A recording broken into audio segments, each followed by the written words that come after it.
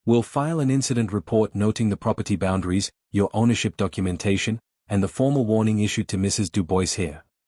Patricia's head snapped toward him when he used her full name, her expression curdling with even more resentment.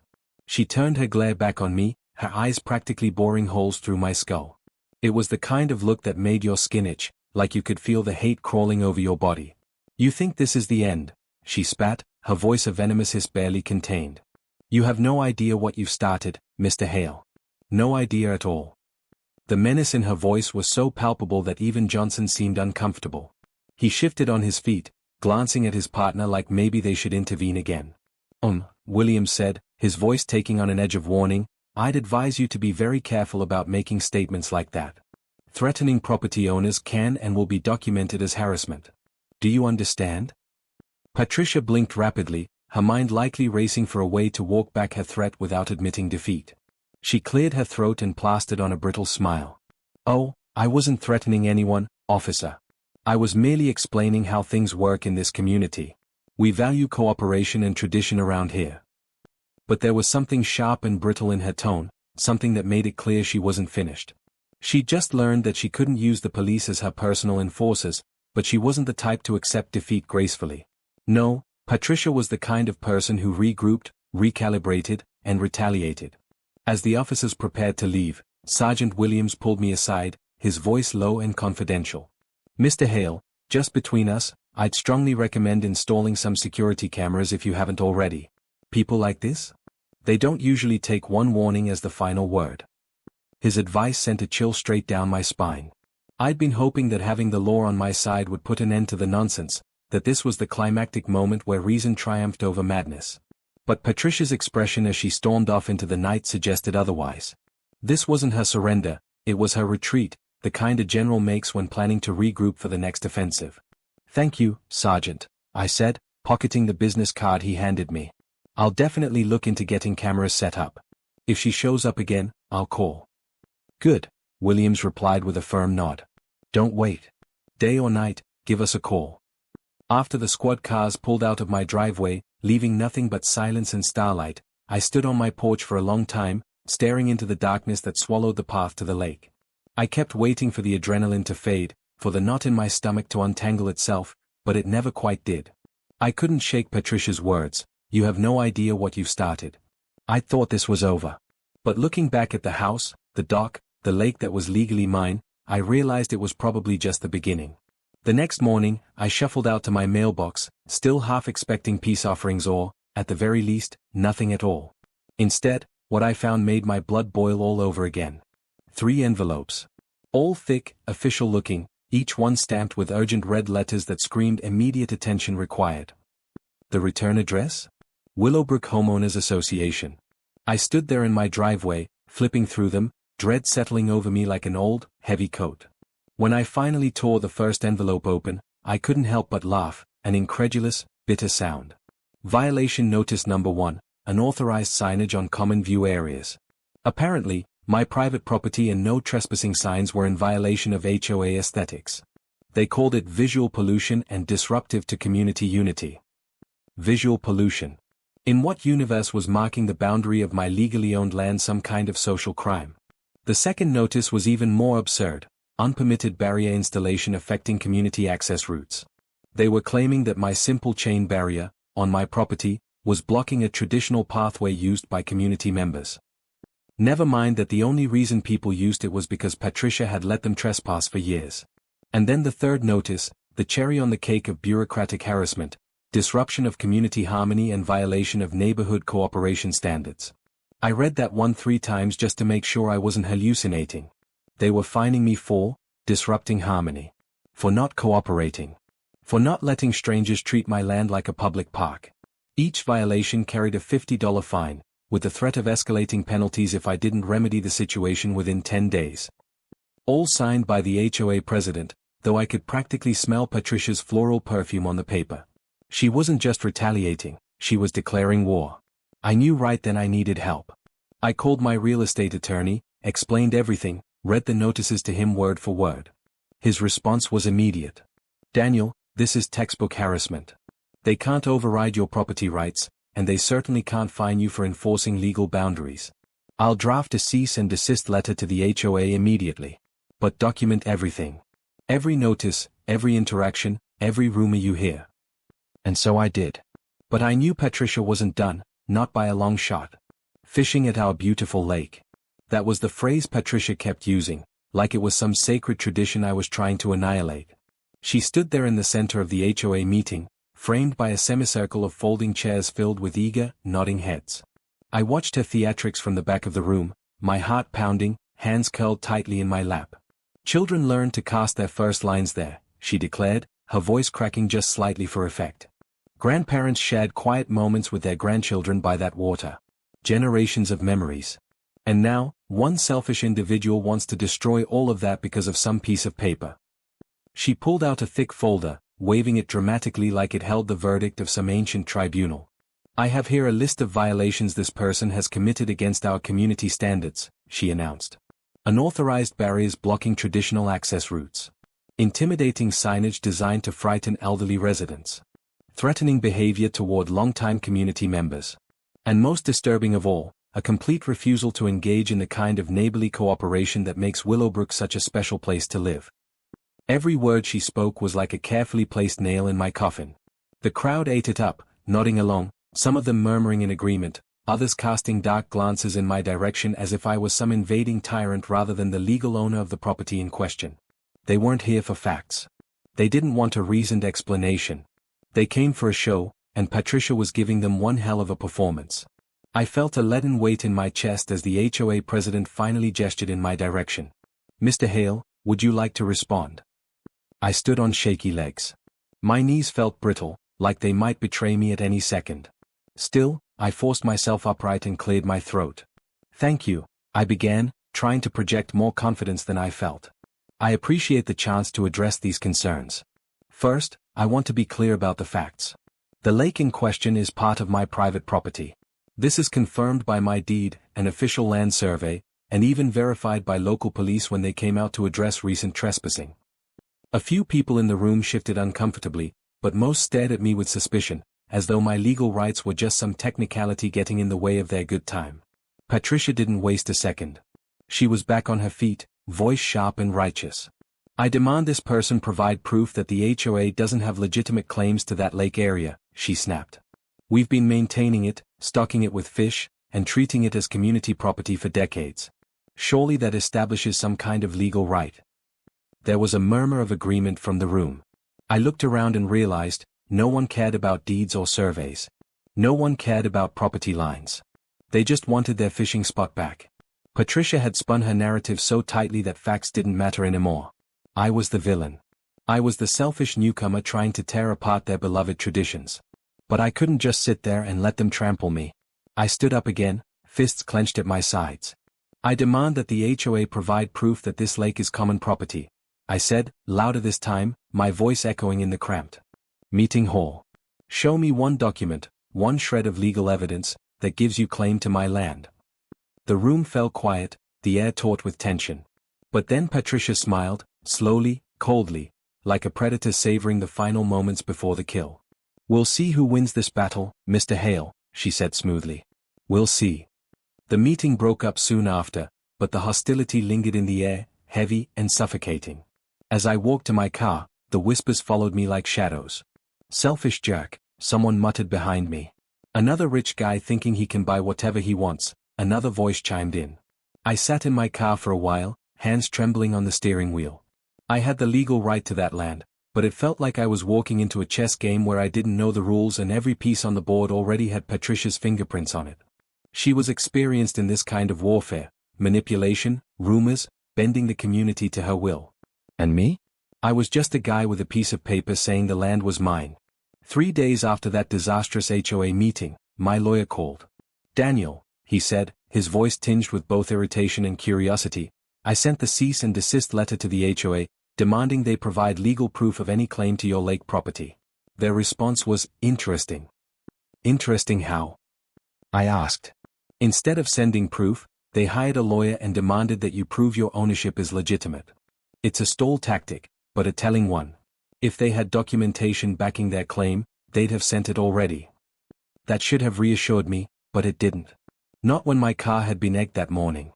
Not when my newspaper kept disappearing, and the kids I caught throwing rocks at my private property signs ran off laughing like it was a game. The harassment was escalating, little by little. That Saturday, I was pulling weeds in my front garden when I noticed an elderly man walking slowly up my driveway. He wore a cardigan despite the warm air, and his gait was careful, deliberate. Under his arm, he carried a manila folder. "Excuse me, son," he called, his voice raspy but warm. "Are you Daniel Hale? The fellow with the lake situation?" I stood, wiping dirt from my hands on my jeans, wary but curious. Another neighbor coming to lecture me about community spirit, I figured. "Yes, sir, that's me," I replied. "Can I help you?" "My name's Arthur Jenkins," he said, offering a slight smile. "I live 3 houses down, the blue colonial with the white shutters. I've been watching this whole mess unfold, and, well, I think there are some things you need to know about Patricia Dubois and her activities."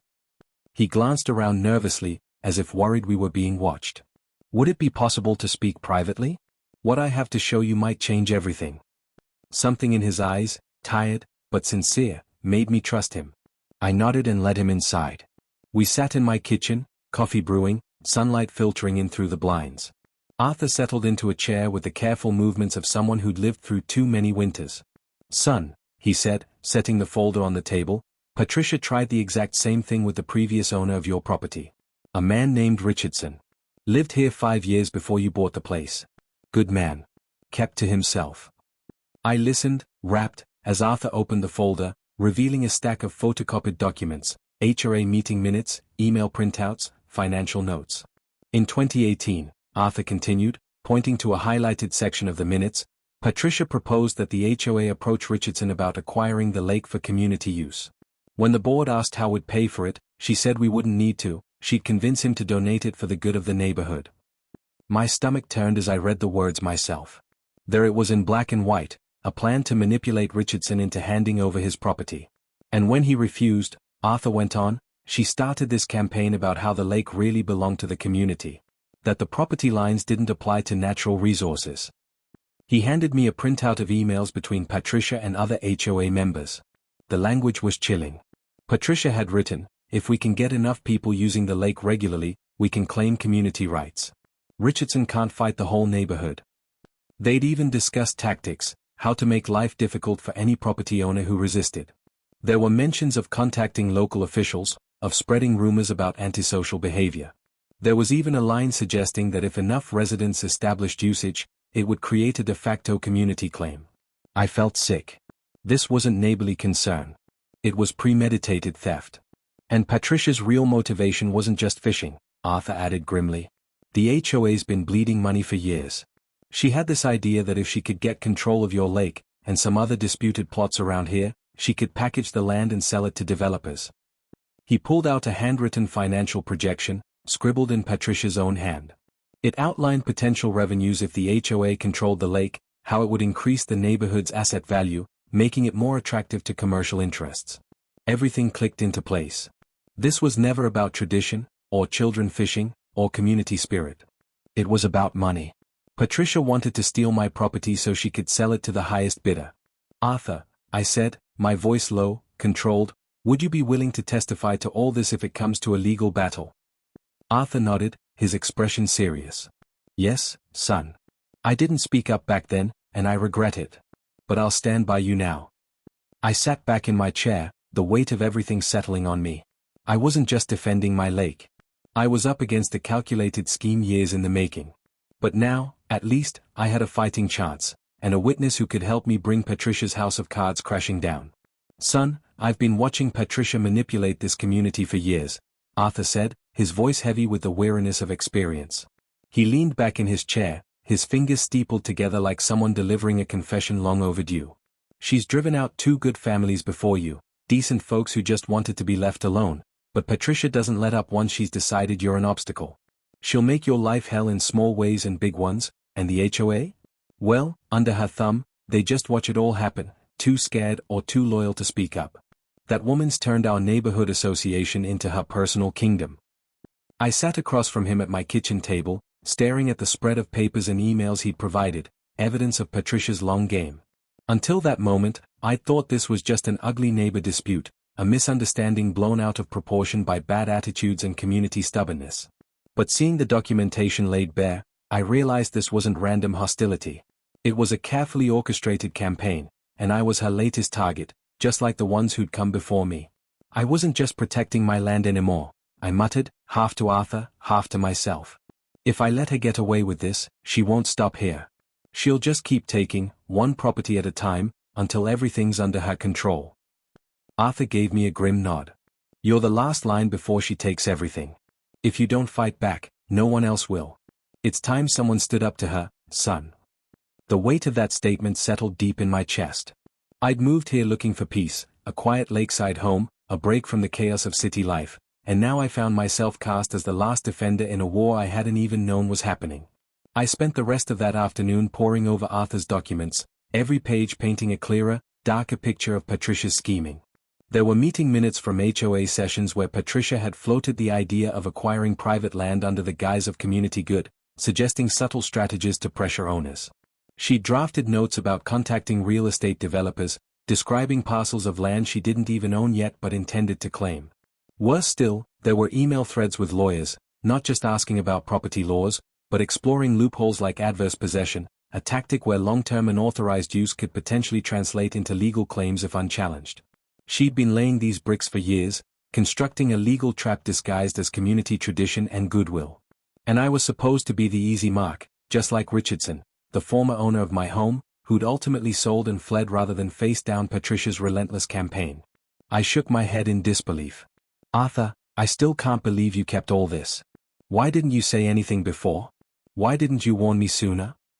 Arthur's face tightened, a mixture of guilt and resignation. Because she's dangerous in ways that don't always look obvious.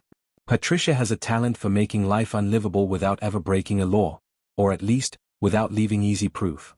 She's gotten people fired, ruined reputations with a whisper campaign, filed petty complaints with the city that lead to fines and inspections that never end. I stayed quiet because I was protecting myself. And my wife, God rest her soul, she made me promise to keep my head down. But she also said someone needed to stop Patricia, someday. I suppose you're that person now. He gathered up his original documents, leaving me with full copies. Before he stepped out the door, he turned back with a stern warning. Be careful, Daniel. She doesn't like losing. And she plays dirtier than you'd think possible. That evening, I called my lawyer, outlining everything Arthur had shown me.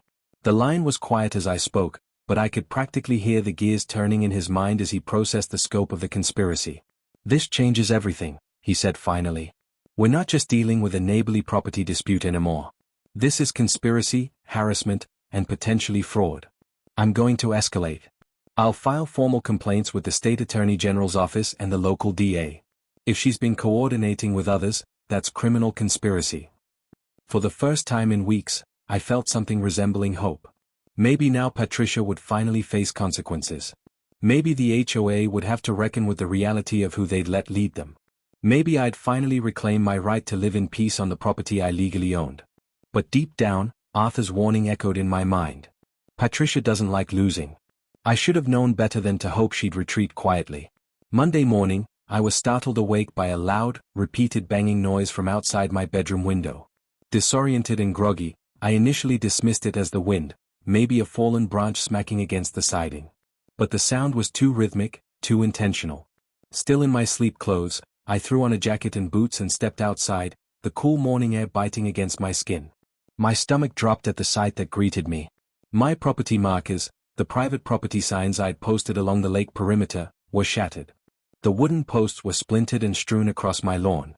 The chain barrier I'd installed across the main path was cut clean through, the heavy metal links twisted and discarded like garbage. But that wasn't the worst part. Across my dock, in bold, dripping red spray paint, were the words, Community Lake.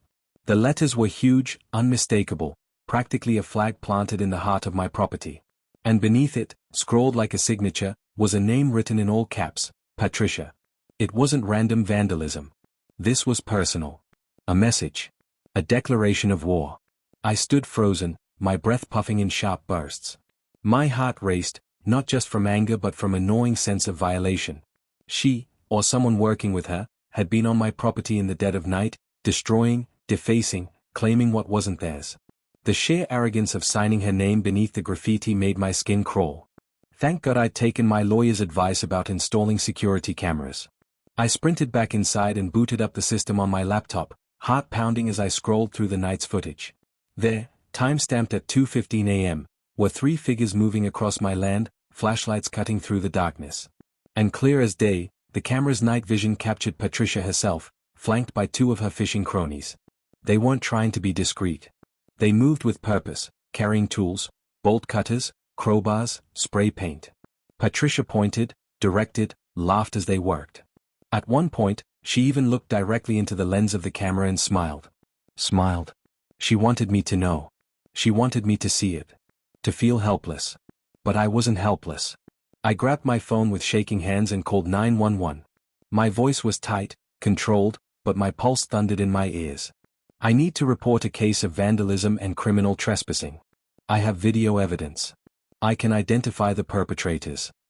The dispatcher took my information calmly and assured me that officers would arrive within the hour.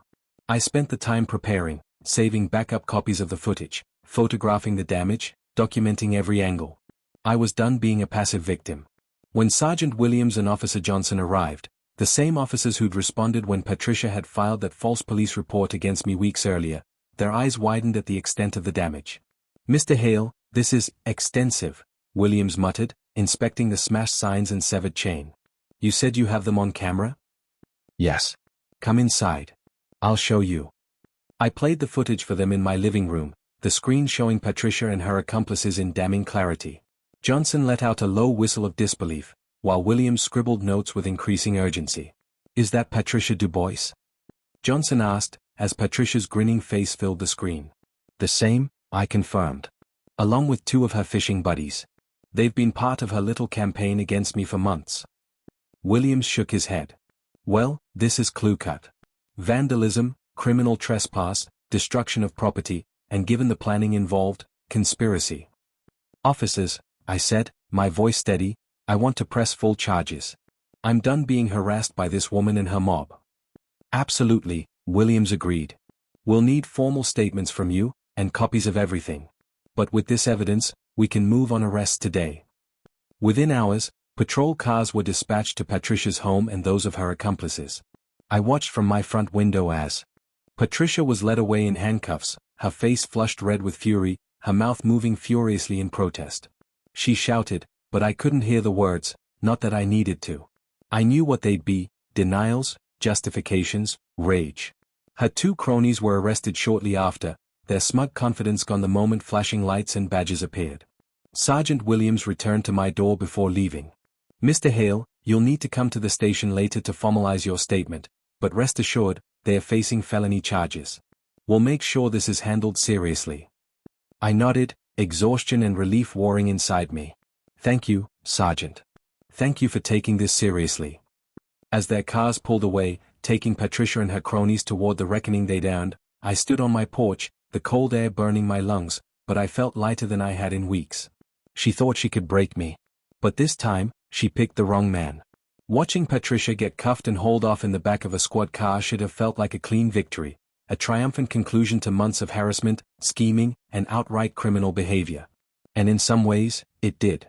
I felt the undeniable satisfaction of watching justice finally catch up to her, the same woman who had smiled into my security camera as she defaced my property and tried to lay claim to what was mine. But beneath that satisfaction was a thread of unease, a persistent knot of apprehension I couldn't shake. Because the truth was, that smile of hers haunted me. What kind of person grins while destroying what someone else loves? What kind of mind orchestrates a campaign of psychological warfare just to seize a piece of land that doesn't belong to them? It didn't feel like the end of a fight. It felt like I'd just survived the first strike in a much larger, more dangerous battle. Patricia had escalated from harassment to criminal destruction, trespassing, and vandalism. That kind of escalation spoke of desperation. And desperate people, as I well knew, could be unpredictable. As the police drove away with her and her cronies in custody, I stood on my porch watching the flashing lights disappear into the distance. My lawyer had already filed the necessary civil suits against Patricia for property damage, harassment, and defamation. He was also pursuing a separate case against the HOA itself for enabling and empowering her reign of terror. "Daniel," he had told me on the phone, his voice grave but confident, Between the criminal charges and the civil suits, Patricia's looking at serious jail time and financial ruin. But I have a feeling this story isn't over yet. People like her usually have more skeletons in their closet than we've uncovered so far. He was right. The morning of the arraignment hearing, I was getting dressed, mentally preparing myself to testify. My mind was racing with every detail I needed to recall, every piece of evidence I had meticulously prepared to present. That was when my doorbell rang. When I opened it, I was greeted by a man I didn't recognize. He was in his early 60s, dressed sharply in a navy blazer and carrying a worn leather briefcase. His posture was stiff, his eyes serious yet tinged with a certain nervousness. "Mr. Hale?" he asked. "My name is Marcus Thorne. I used to be the president of the Willowbrook HOA before Patricia Dubois took over. I understand there's a court hearing today involving her, and I have information that might be highly relevant to your case." Very relevant. I had been so conditioned to expect hostility or manipulation from anyone tied to the HOA that I half expected Marcus to be another one of Patricia's spies or allies sent to play some angle. But his demeanor wasn't one of a schemer.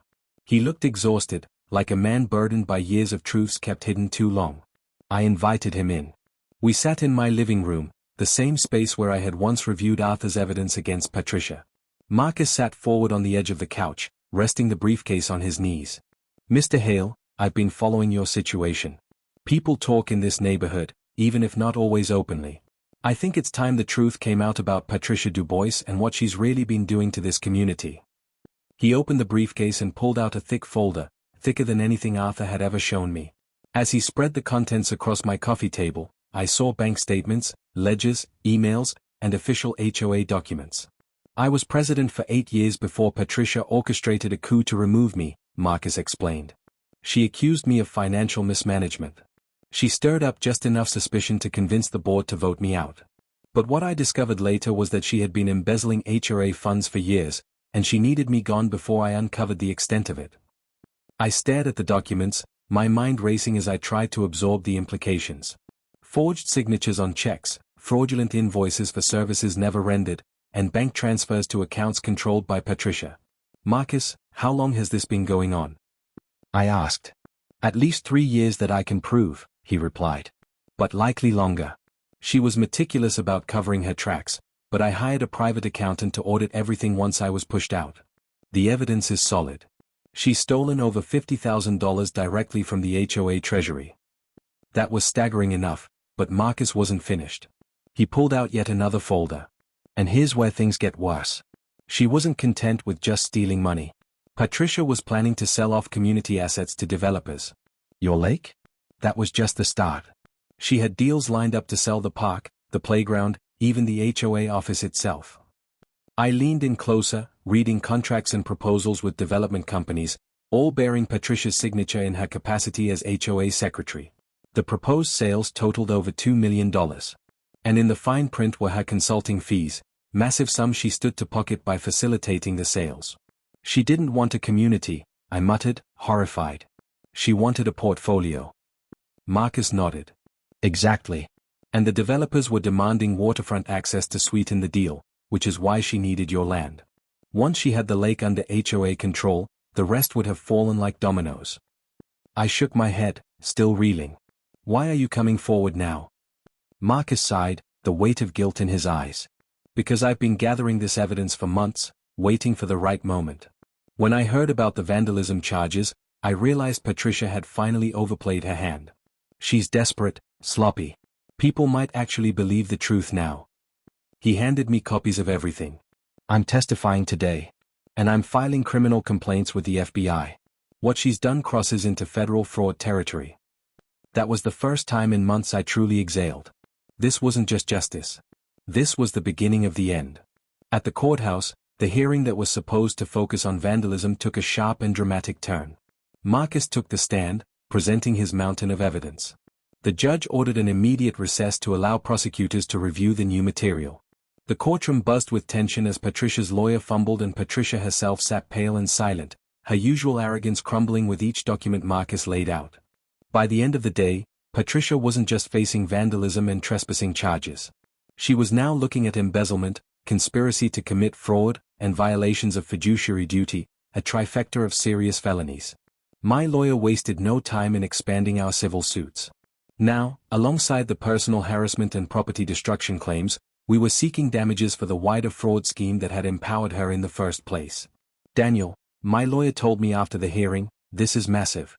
We're talking multiple felony convictions and civil damages that could reach into the hundreds of thousands. Patricia's life, as she knew it, is over. And then the story got even better. The FBI investigation triggered a state audit of the HOA's finances. That audit uncovered even more fraud and mismanagement, implicating several board members who had quietly accepted kickbacks from the proposed development deals. In a sweeping action, the entire HOA leadership was removed. Criminal charges followed for 4 board members. Marcus Thorne was reinstated as interim president to help rebuild from the rubble. Patricia's fishing buddies, faced with their own legal peril, agreed to testify against her in exchange for reduced charges. It turned out Patricia had been paying them to harass and intimidate previous property owners who stood in her way. While they faced misdemeanor trespassing charges and restitution payments, they, too, had been pawns in her larger game. 6 months later, Patricia stood before the court and pled guilty to multiple felonies. She was sentenced to 4 years in prison and ordered to pay over $100,000 in restitution. Our civil suits led to additional damages that effectively bankrupted her. Her house went into foreclosure, her assets were seized, and her reputation was irreparably destroyed. The HOA was restructured under new leadership, with Marcus ensuring transparent financial practices and a renewed respect for property rights. The shadow that had loomed over the neighborhood for years had finally lifted. Some mornings, I sit on my dock with a cup of coffee, watching the mist roll off the lake, and I still remember the day Patricia hissed, "This isn't over." She was right. It ended worse than she ever imagined, for her. What started as a quest for peace became a full-blown HOA war, filled with fake violations, secret plots, midnight vandalism, and courtroom reckonings that exposed the rotten core of an entire institution. But I won. I gained peace, trustworthy neighbors, and a community freed from manipulation and fear. And most importantly, that lake? It's still mine. Still private. If you've ever had to deal with petty HOA drama or nosy neighbors on a power trip, this one's for you. I'm telling it all right here on QA Stories, where HOA nightmares get unpacked and justice finally gets its day. Drop a comment below. Hit like if you've been there. And don't forget to subscribe for more wild tales from the war zones of suburban living. Thanks for watching QA Stories. The end.